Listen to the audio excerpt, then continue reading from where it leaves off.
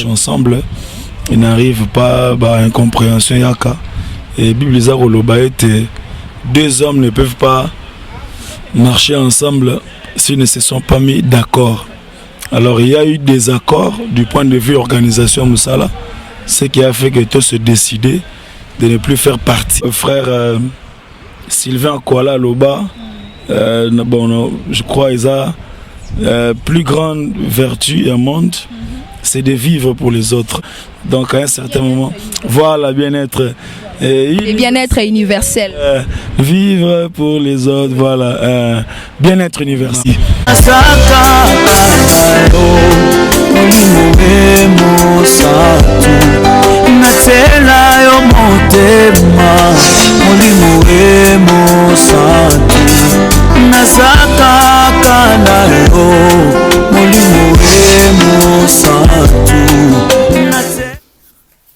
Hello, salut, bienvenue dans cette nouvelle émission Music Star. Vous êtes nombreux en train de suivre cette émission. Si tu es nouveau ou nouvelle, n'hésite pas à t'abonner sur ma chaîne DBTV et à mettre un pouce bleu.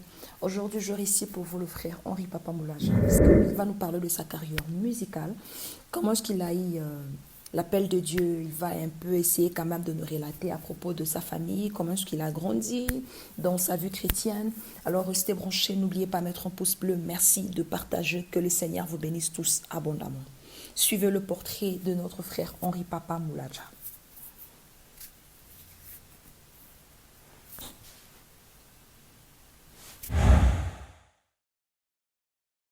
Frère Henri Papa Moulaja est né à Kinshasa le 11 mai 1980. Il est dit Kasaï oriental.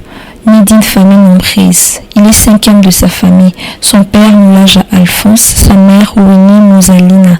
Le frère Henri Papa Moulaja est baptisé à l'église protestante en 1996.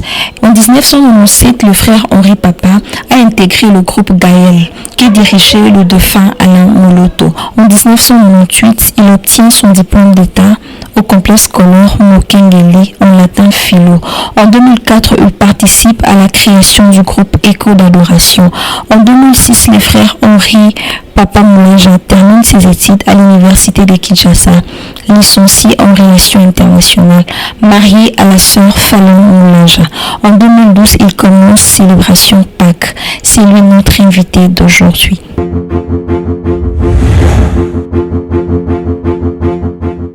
Voilà, bonjour frère Henri Papa. Bonjour maman. Comment allez-vous?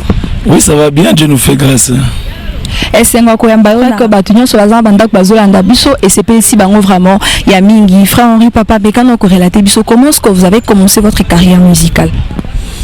Merci beaucoup. Moi j'ai commencé la carrière musicale proprement dite vers les années 98-99. Natango toujours dans la période douane parce que les période où au bandagi groupe Adorant l'Éternel. On a commencé avec les émissions dans la radio Sangwalamou.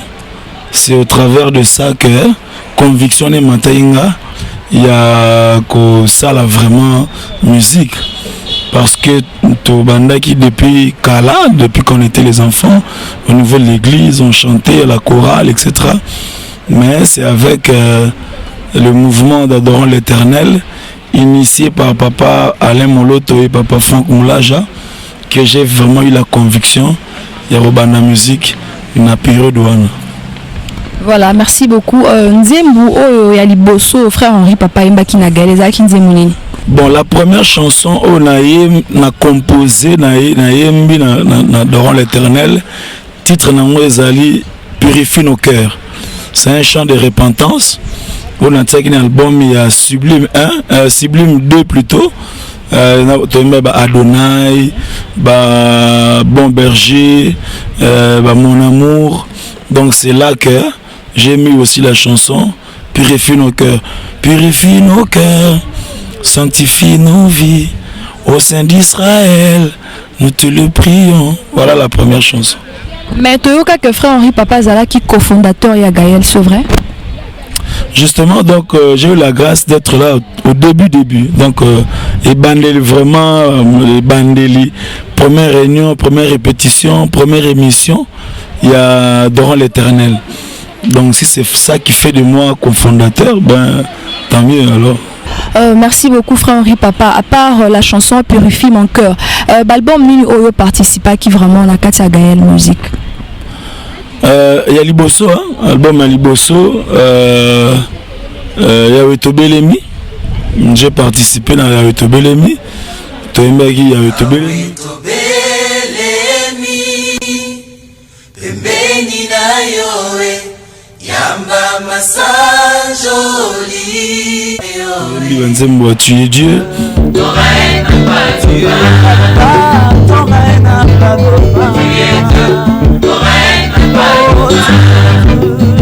Yembi Pole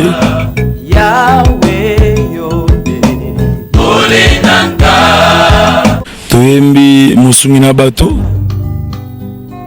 Osalini konzi ya bomo ya basantu Ekimelo nanga ozali nzela bipai na kotambulaka Tomaki ngai na papa Alain, papa Franck na ngai na beta pe ko guitare ya nzembo wana.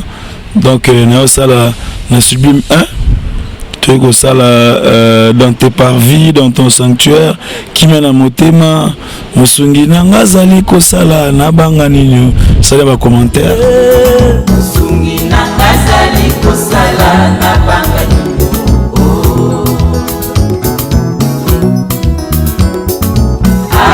azali ko sala na banga nini musungi nanga. Et puis Sublime 2 de Sala Adonai, Banzemba purifie nos cœurs, etc. Donc voilà Banzemba de Sali na adorant l'Éternel. Alors si nous comprenons bien, Banzemba on a dit que Yomorodum Tozaki auteur compositeur, to papa Nazia Kopé Sayo Yozoemba. Non, là papa Alem Toza auteur compositeur, monsieur c'est papa Franck. En tout cas période wana ba compositeur zaki mingi papa Franck na papa Alain. À part ton to ça Sublime 2 ndeto cha Banzemba.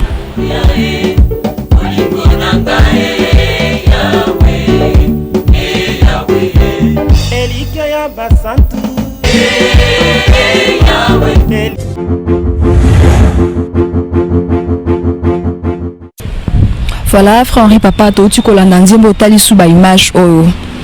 Et ça lui on dengeni. Non, eza la nostalgie est bien. Eza toujours bleu mongo c'est Pelisaka. On voit le parcours et on bénit le Seigneur qui nous garde jusqu'aujourd'hui. Merci beaucoup. Nini vraiment pour ça qui le frère Henri Papa a quitté Gaël Musique. C'était quoi la raison? Donc dans l'année 2000 je crois 3 ou 2003 oui. Donc tout qui premier voyage Nabiso. Tout des incompréhensions au niveau organisation et qu'on se présentait. Vous voyez quand les gens marchent ensemble, ils n'arrivent pas à incompréhension yaka. Et Bible était deux hommes ne peuvent pas marcher ensemble s'ils ne se sont pas mis d'accord.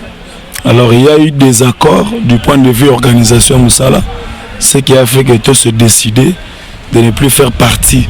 Il y a Gaël, mais on a gardé de très bonnes relations. Et donc c'est vraiment ça la grande raison. Donc incompréhension du point de vue organisation de Moussala, ce qui a fait que tout se décider. Il y a qu'à continuer Moussala, la format, il y a groupe éco d'adoration. Gloire à Dieu, frère Henri Papa, les gens ne comprennent pas, relation Nabino, il y a papa Henri, il y a papa Franck Moulaja, un frère de Paul Moulaja. Ce sont des frères biologiques ou pas? Parce que les hommes ne comme ça, maman Kulutu, papa vous êtes des frères biologiques? Merci beaucoup, tu as vraiment un frère biologique, même père, même mère. Donc papa Moko, maman Moko, grandi ensemble. Nandako Moko. Donc tu as un grand frère, un bisso aîné, tu as une grande sœur, et puis tu as un papa Franck, tu as une grande sœur Moussoussou, après Ngaï, et puis un petit frère Moussoussou, après des Paul. Donc c'est vraiment, on est d'une même famille quoi. Vous êtes belé. Tu as belé dans la famille. Tu as belé la famille. Vraiment, ça c'est bien. Je crois que vos yeux déjà réponse Nabino et ça Bino bien la banda quoi lobi que nos bazaba frère biologique. Gloire à Dieu. Yves Sabiso dépose un écho d'adoration. Vous composez déjà combien de chansons? Un écho d'adoration, on a eu nombre mais ça peut belleter, je crois une dizaine. Natatoli, Saint-Saint, arrangement et à Zambé Malamu.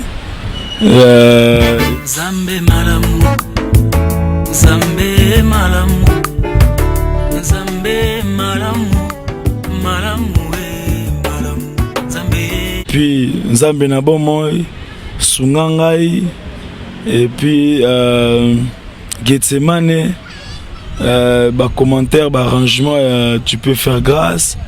Donc voilà, Banzembo, je crois une dizaine, douzaine de chansons au Totier, Nakati, à groupe, école d'adoration depuis Tobandi. Non, c'est Pelato, soit chanson, il y a Getsemane, et puis on se retrouve tout juste après. Voilà, c'est parti.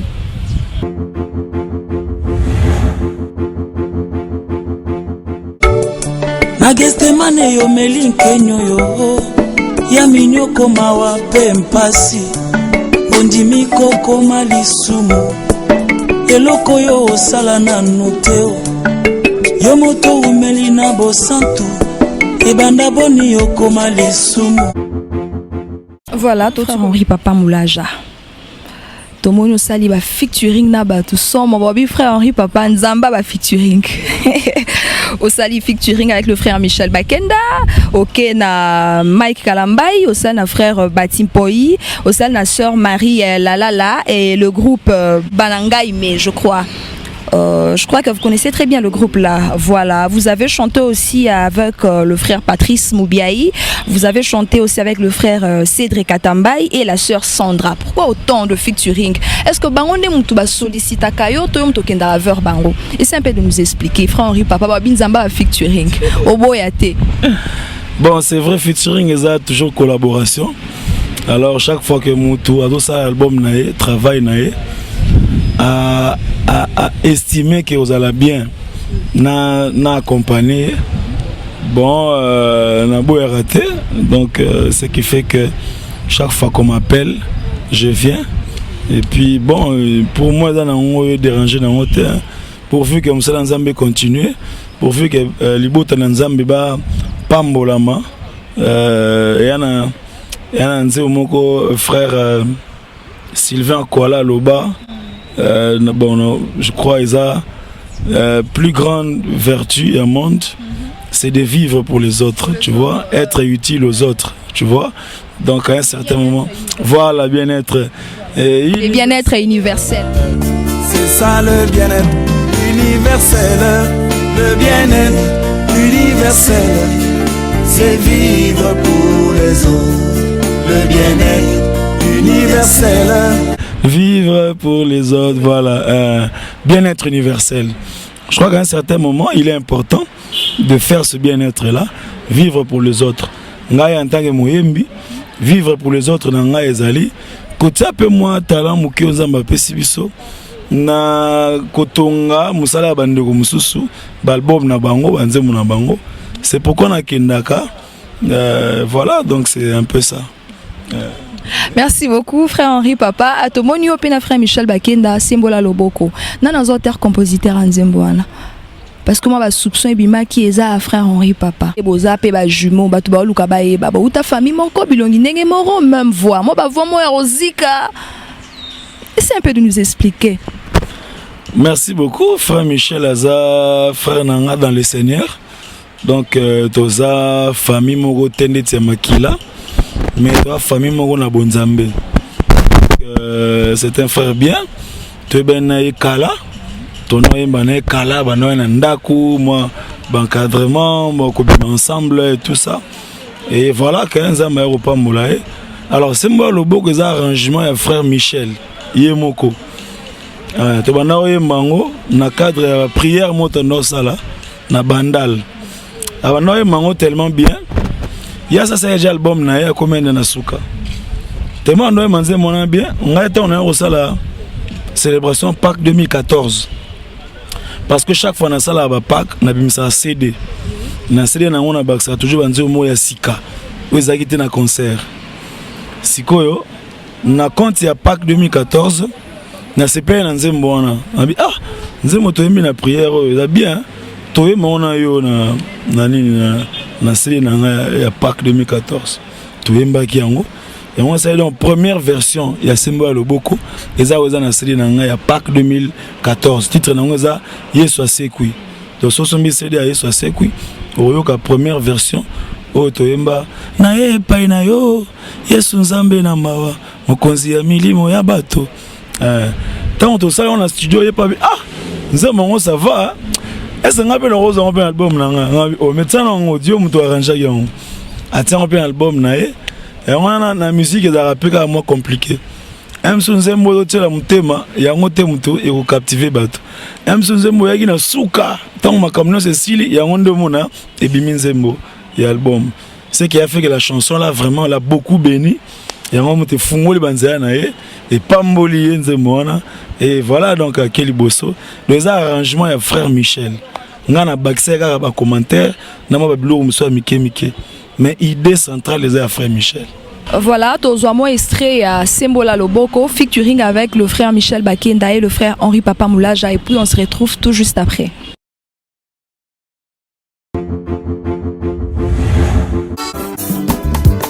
Epai na yo Yesu nzambe na mawa mokonzi ya milimo ya bato Henri Papa Moulaja na zongeli balobi eza na nzembo moko yemba Yesu ozalata fololo nalona na motema na frère Henri Yesu ozalata fololo onalona ona motema na ngai babi nzambe aza fololo na biso sito lona na motema aza lisusu ndenge nini. Merci beaucoup. Oui, la réalité écriture et la réalité moko en même temps poétique, en même temps doctrinale. Donc sous forme il y a adorateur. Il y a le col à mutozo muto aja na mwasi na mazoloba. Zala mwasi na ngai ko hein? Oh mais naza déjà té zala lisusu. Donc il y a insistance moko juste pour na mutozo adorer nzambe abi ozata fololo nalo na motema na ngai donc yesu ozata ezanzembo kala to arrange ki nzo mo kala populaire to na oyemba yesu ozata fololo nalo na motema na ngai donc c'est un peu ça la pensée zarara ya ko insister pour mutozo adorer nzambe alingi tellement que a insisté dans la phrase one. Nous avons remarqué que frère Henri Papa ozobeta ba concert trop. O eza signé na yo moko. Ba eko zobi makano frère Henri Papa aza sous na eko d'adoration te. Akomo benda na ndam. Commentaire ni nyoro ça par rapport à la question. Merci Mingi. Donc tous on a un groupe éco d'adoration. Vous êtes dirigé par Papa Franck Moulaja. C'est vrai que ça fait un bon bout de temps moi Tamoulaï au notre mis album te. Mais cela ne peut pas nous empêcher à continuer comme ça l'ensemble. Ce qui fait que par moment, tu auras une invitation personnelle. Soit tu as intervenir, soit tu as conférence, soit tu as bêta, soit tu as yemba. Alors très souvent, ils ont rappelé sur base de moyens. Il y a bateau à Bing Sibino. Non, peut-être tu as moyen mingité. Est-ce que tu as mon côté? Est-ce que tu as mis balete? Ce qui fait que de temps en temps, na Kendara, ba prestation mususu ngai moko. Alors à part ça na appel initiateur, il y a célébration Pâques autosara chaque année. Donc première édition autosara na ba sœur de Namwana, frère pasteur Atoms, couple Bouloba, autosara ki na Moïse Matuta.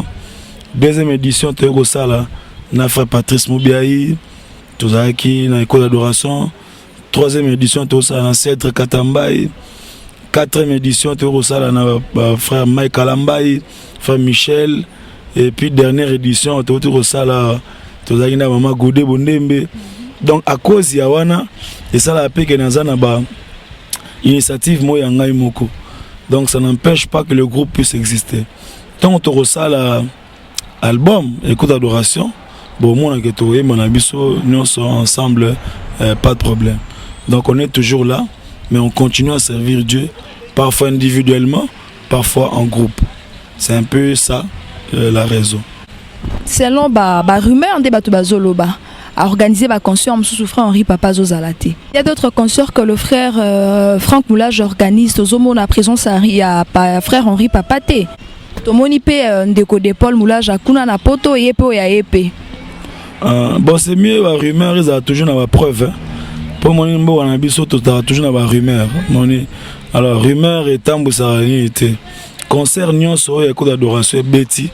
Je me rappelle notre tout dernier concert eza autobetara na Alliance ya Lemba. Avant on a autobetara concert na biso à 10 ans na Romeo Golf. Donc tout ça toujours ensemble. Concert na biso à 10 ans. Après concert à 10 ans autobetara concert na Alliance. Après on a ko d'adoration autobetara concert en sauté. Donc ce qui fait que bah rumeur ils en ont qu'à rumeur mais dans les faits ce n'est pas vrai. Alors frère de Paul a comment faire un poto.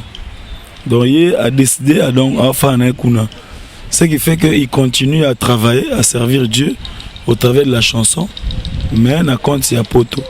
Mukolaoya Kinshasa, toye mana ebe de ça na biso clip. Mais à déplacer à changer place.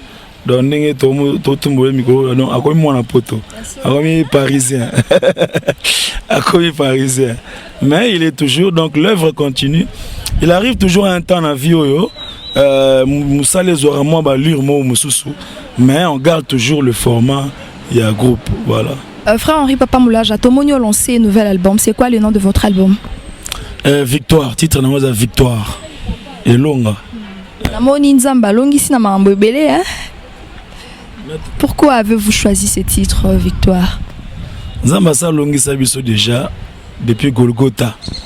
Yesu Masia alonga Satana. Après ça, il victoire wana. Alors tout pouvoir m'a été donné dans le ciel sur la terre. Allez. Donc après ça, il longa wana. Et on a un album moyo. Topé ça un titre Victoire. Alors on toye manzo mongo kuna tozolo ba. Et de quoi témoignage. Tobi boya kota là. Kole so longo linga soni. Masi aye so kabelinga bomoy. Moni dans la kati ya album Victoire. Alors en fait album Victoire ezanine. Ezali continuité à célébration Pâques 2016. Na support audio CD. Chaque fois que tu as un concert Pâques, tu as un CD. Na kati CD wana tu as un concert, non sauté parce que concert est moulaï, mais extrait à concert tu ponaka, tu tiaka, mais tu as 2-3 chansons mo ya sika. Ou tu as na kati CD.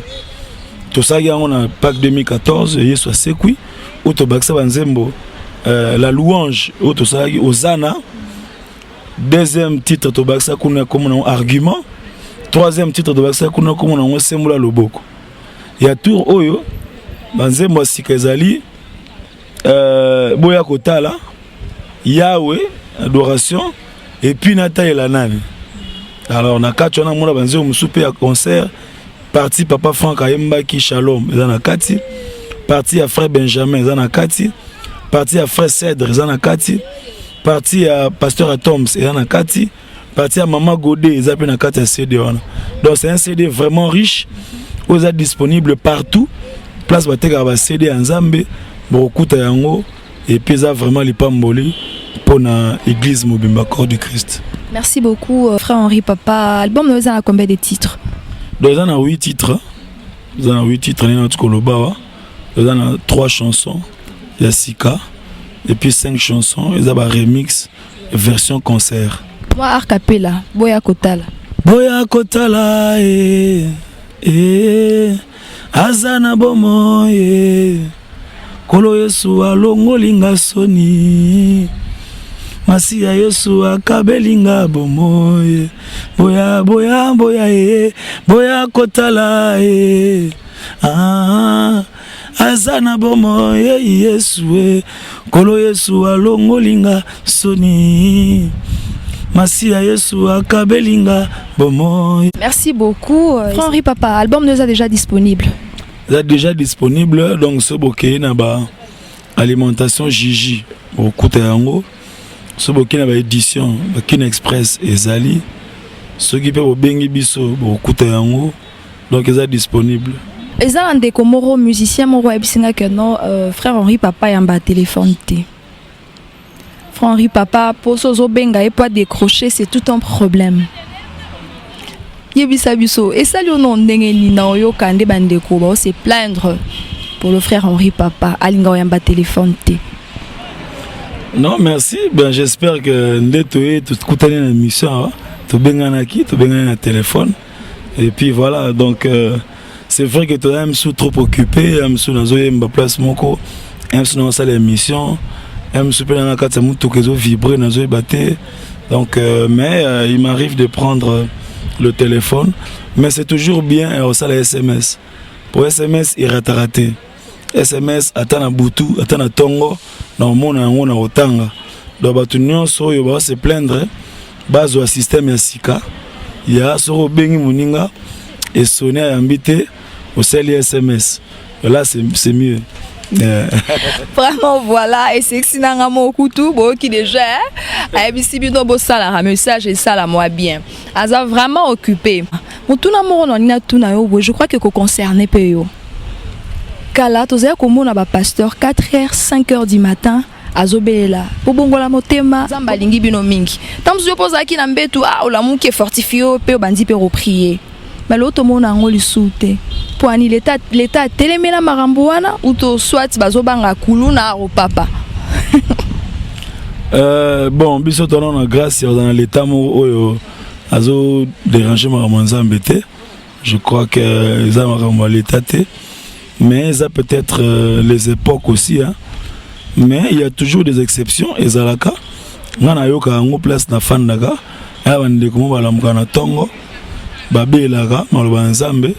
c'est vrai que ça a été fréquent des Zarakala, peut-être à cause de la réalité me payée. Je préfère comme la message na WhatsApp, à ça na Facebook. Peut-être la chaîne à télévision peut comme belé, la prière on soit à 5 heures. Il y a une chaîne à radio, une chaîne à télévision. Donc on préfère que la moukawana et comme na radio, la moussa fungo la radio na yo, benga baninga. Donc peut-être on te sali bongo, mais dans tous les cas, il y a toujours des exceptions. Nous avons encouragé bandeko bazo initiative wana, eza malamu ko évangéliser. Pourtant on zo le kananzela ozo loba. Oui, le reste c'est Saint-Esprit à Rosamusana. Pour frère Henri Papa, Pesabiso statistique nayo, programme de Zandengeni et puis le numéro de téléphone s'il vous plaît parce que nous sommes déjà à la fin de cette émission Music Star. Merci beaucoup. Dans le programme Nabiso Ezak Tozana CD, il y a Victoire et Bimi. Donc ils sont disponibles. Nous tenions sur Azo Yango, Ayoka Yango, Nanda Kunaye, Namutuka Naye, et Gopambola Makasi. À part ça, Tozo Bongamapé déjà pour la Pâques na biso à 2017, et aux ala Kafu Kafu, Tozo Bongesa yango. Et puis à part ça, tu as un rendez-vous d'adoration où tu commences au sala chaque dimanche à partir de 16h30 dans l'école source de vie où ils allaient na limité 7e rue en face il y a Kin marché au roman na école Morona Moroma source de vie. Tout ça va réunir une adoration kuna chaque dimanche à partir de 16h30. Et puis à part ça, au Robenga Pébiso, numéro nanga est à 09 98 49 85 94. 09 98 na Braza 98 49 85 94. Donc sur Robengi Biso, to yamba yo, so to yambi to sali biso SMS, to répondre yo pour na ko pesa ba nouvelle. Voilà donc Zamba Pambola Bino. Merci beaucoup, nous sommes à la fin de cette émission. Merci Mingi, donc na Pessi Bino merci, Music Star. La monnaie vraiment que ça na journaliste, ya ko bunda, ya ko patienter, ya ko benga, ko saba programme, ko ya na tongo, en tout cas Nzamba me mangul so musika, Music Star ke liboso, na senga na bandeko nyonso, ya Kinshasa, ya Brazzaville, ya partout. vous allez brancher pour na kolanda chaîne Nabino, mais surtout émission Nabino Music Star où peut ça va news, où peut ça va programme nyonso avec notre sœur Rebecca. Donc si ça n'a pas Rebecca, alingi Moussa naye, avec beaucoup de professionnalisme. Biso linga journaliste aboye, o ba kota na muzindo. Donc Music Star là pour Nabino nyonso, landa yango vous ne serez pas dessus. Que Dieu vous bénisse abondamment. Merci beaucoup. Music Star chrétien, puis initiative basale, on va couvrir chaque événement chrétien comme ça pour informer Nzambé. Et merci à Rebecca bien sûr, na Music Star chrétien. Donc merci encore na port Nabino, puis na travail pour ça. Pour retenir pour la émission Nabiso. Et Ali que d'abord j'ai beaucoup aimé l'émission, la réalisation de l'émission. Merci. Soki Salamata chaque jour ils allaient bien. Lundi, mardi, mercredi, jeudi, petit dimanche, chaque émission, ça nous fera vraiment du bien. Émission Oyo pour soutenir la week-end de Liboso, émission Momala, la Monica Tinayo, Sagesse Zali.